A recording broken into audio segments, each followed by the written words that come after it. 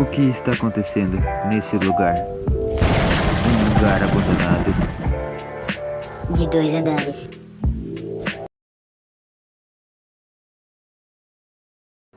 Nesse lugar tinha um cheiro forte. Maconheiros e mendigos dormiam ali. Algo vem na nossa direção. O maconheiro estava com raiva.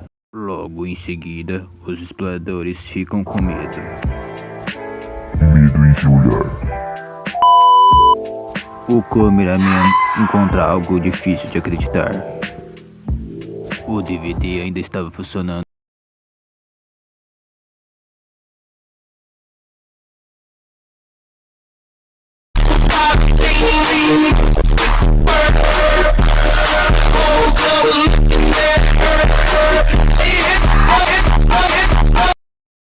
Mas que bosta.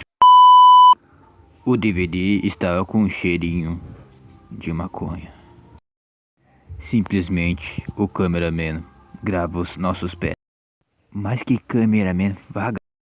Em um momento do vídeo, o cameraman mostra o local, afastado da civilização.